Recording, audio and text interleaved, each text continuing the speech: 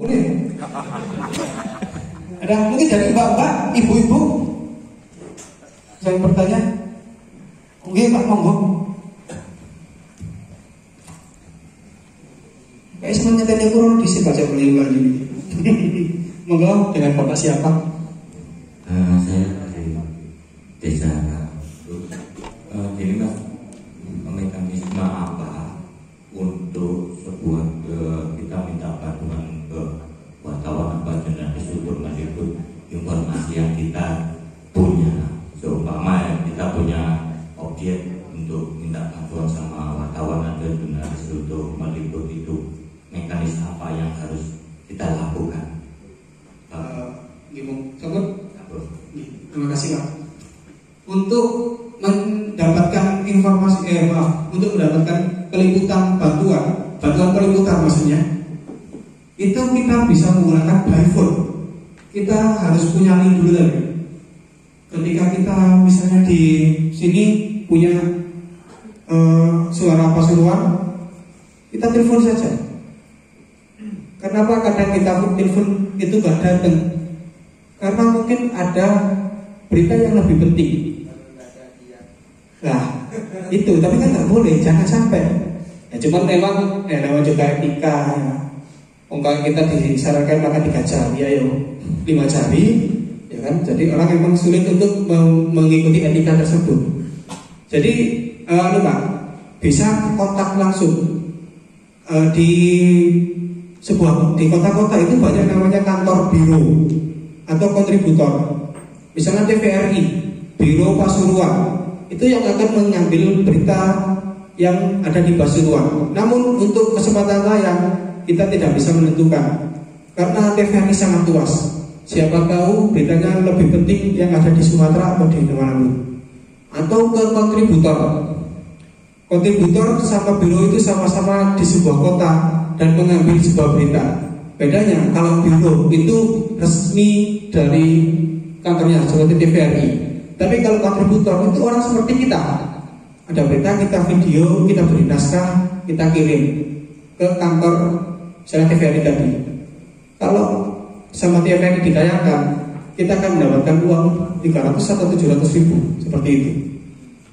Jadi bisa menghubungi Pak. Kalau misalnya ada butuh peliputan, ini untuk berita kok ya, bukan peliputan dokumentasi. Kalau dokumentasi kan banyak studio-studio yang ada di sini gitu. Cuman kadang yaitu wartawan harus bijak mana berita yang penting untuk di-upload atau diunggah. Informasinya penting enggak? Itu kita harus bijak. Misalnya kita punya usaha pembuatan cobek batu misalnya. Apakah itu penting dan lebih penting daripada demo mahasiswa atau apa seperti itu? Jadi kita harus bijak dalam menanggapi seperti itu. Jangan sampai akhirnya kita menganggap wartawan ini gak dikira duit gak budal. Walaupun kadang iya, kadang gak ada orang yang gak punya gak butuh duit. Oke, terima kasih Bapak Sinta tadi Pak. Oke, tepuk tangan untuk Pak Samsul. Ada yang mau bertanya lagi atau kita berdiskusi? Monggo. Oh, 2 orang. Monggo, Mas. Cuma tak tinggal ngombe dulu ya. Kelak ya.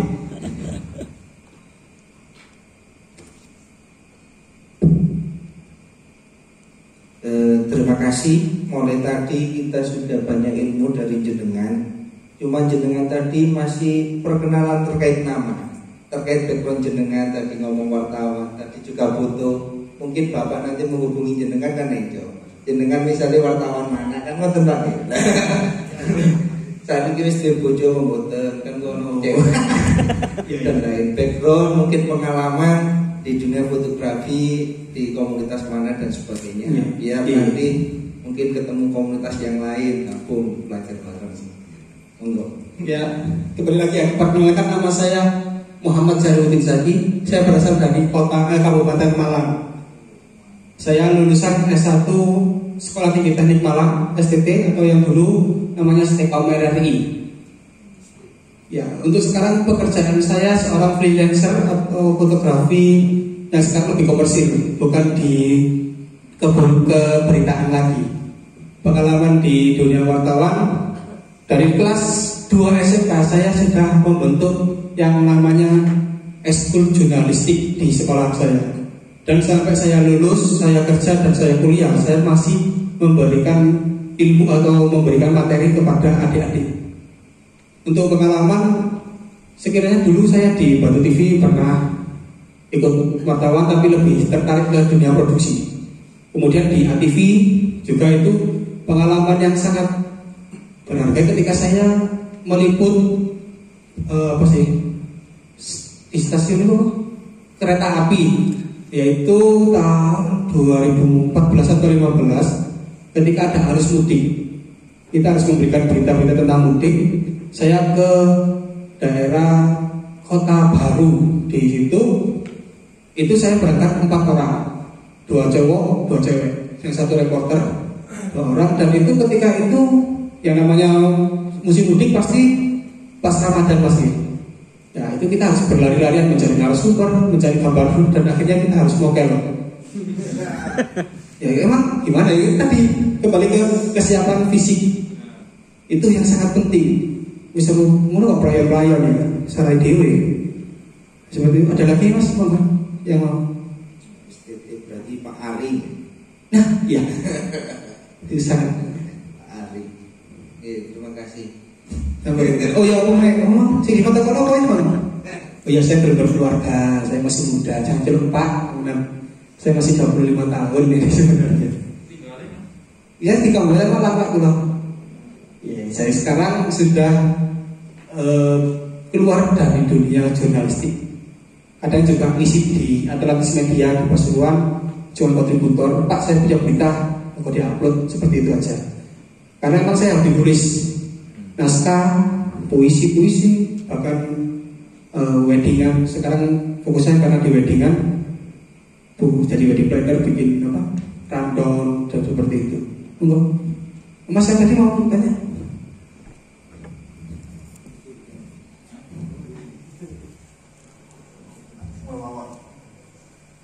Monggo dengan Mas. Dengan saya Andika dari Muling.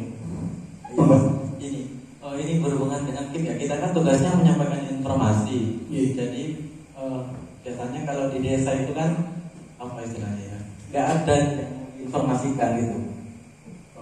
Gimana ya? Jadi tanya sekalian itu apa tipsnya untuk membuat sesuatu yang apa beritanya agar menarik gitu.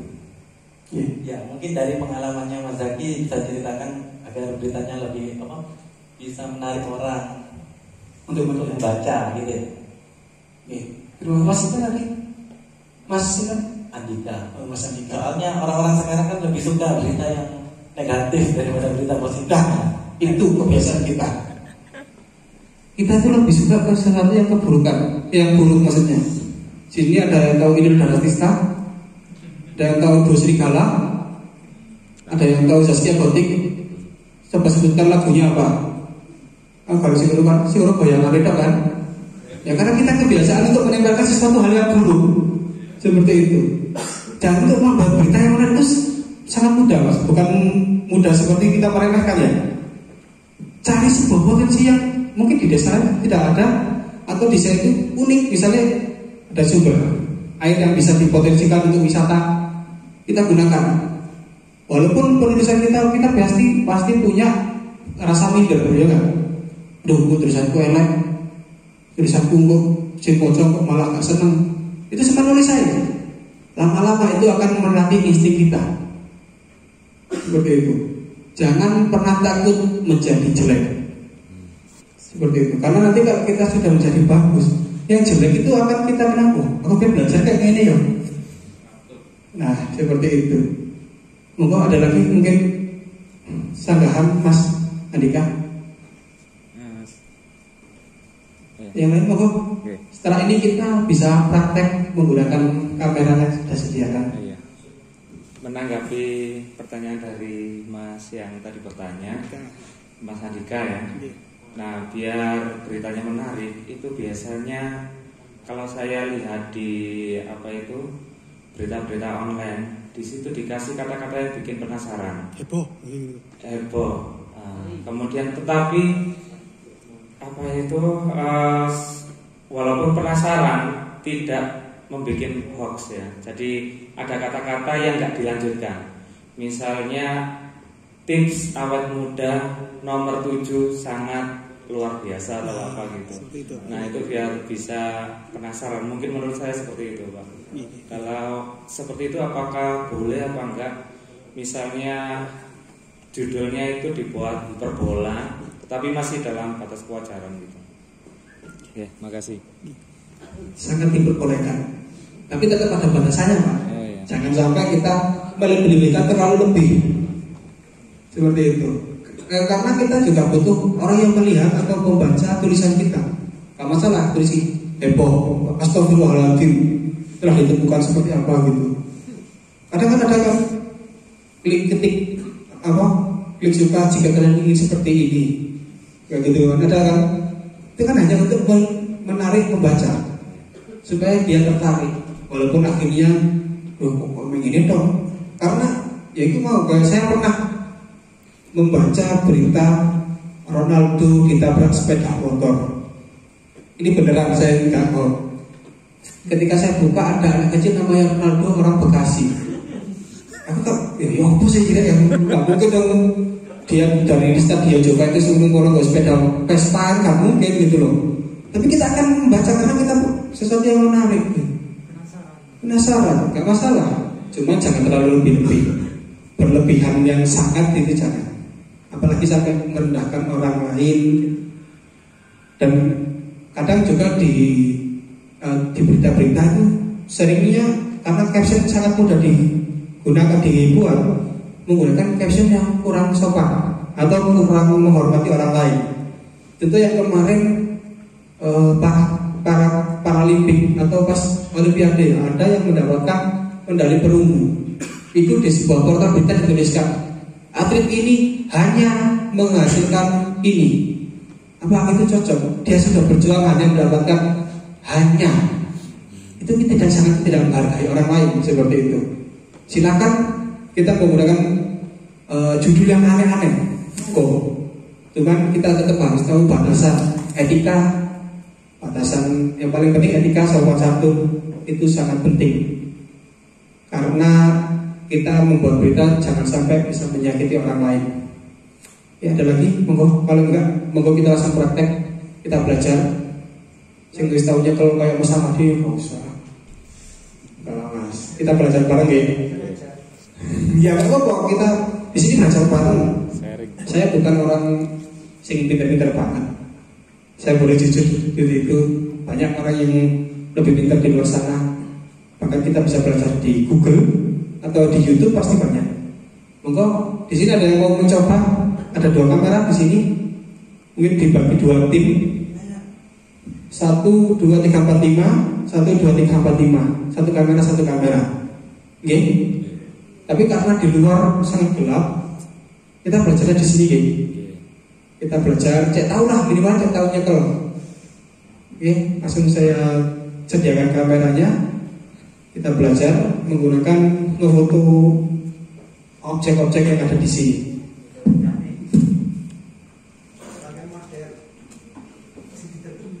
Kalau mau ada yang menjadi model untuk belajar, monggo. Ya cewek itu loh, ayo. Minta.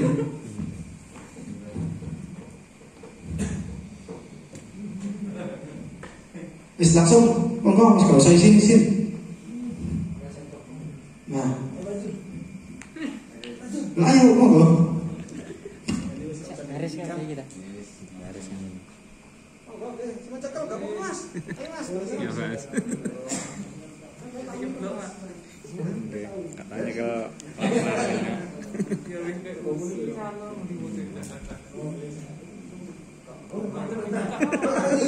gelap. Itu Pak on off-nya di sebelah kiri Pak. Menyet on off. Skakel niki. Sing pundi? Nggih pun on. Oh, sing. On nggih. Saya pun sing Nyala.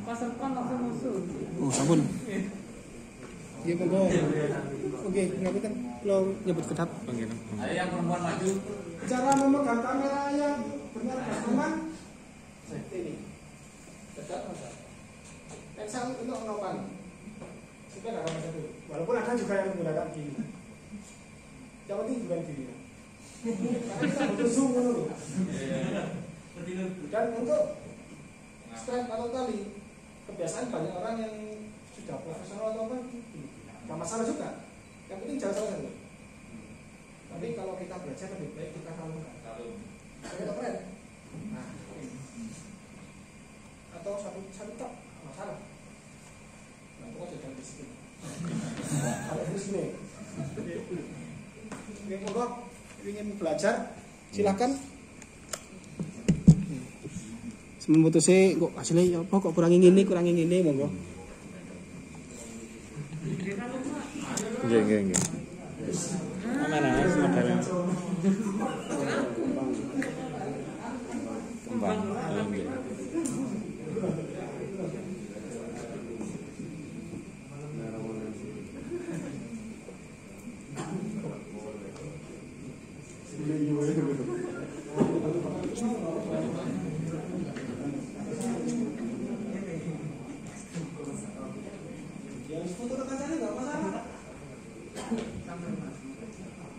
Konsolnya itu aku bisa nangkep gini. Ya itu ya. Nggih. Nah, setelah ya. hasilnya. Nah, seperti itu.